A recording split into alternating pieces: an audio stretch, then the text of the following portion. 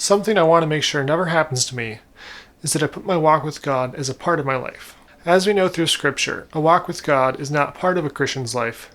It is a Christian's life. You could look at any of the apostles in the New Testament and see that their entire life was devoted to God's kingdom. So every Christian has probably heard a preacher talk about this at some point. But what does it actually mean on a practical level? In America, there seems to be a general outlook on life that's shared by many Christians and non-Christians alike. Graduate high school, go to college, get a good paying job, get married, buy a house, have kids, leave money for your descendants, etc., etc. This seems to be an outlook that is built into many of us, but have we as Christians ever stopped to scrutinize this and look at this from the perspective of a disciple? Why should we graduate high school? Why should we go to college? Why should we get a good job?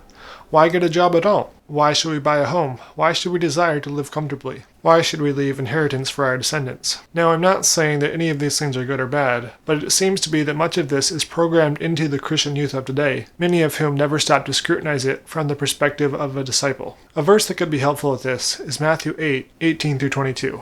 When Jesus saw the crowd around him, he gave orders to cross to the other side of the lake. Then a teacher of the law came to him and said, "Teacher, I will follow you wherever you go." Jesus replied, "Foxes have dens and birds have nests, but the Son of Man has no place to lay his head." Another disciple said to him, "Lord, first let me go and bury my father." But Jesus said to him, "Follow me, and let the dead bury their own dead." There are two main things that I got out of this passage. First is that life as a literal follower of Christ won't be comfortable. Secondly is the idea that we may have to reject social norms to follow Christ. The second disciple mentioned that he wanted to bury his father and mother before following Christ. And Jesus' answer leads me to believe that he expects us to hold our discipleship above such things as family tradition and social norms. So again, I'm not saying things like college, careers, or marriage are inherently bad, or for that matter, inherently good. What I do want to try and avoid, though, is to let these ideas that are programmed into me influence me to make decisions without first looking at them from the viewpoint of a disciple. As a young man, I have had constant pressure put on me, both from myself and from others,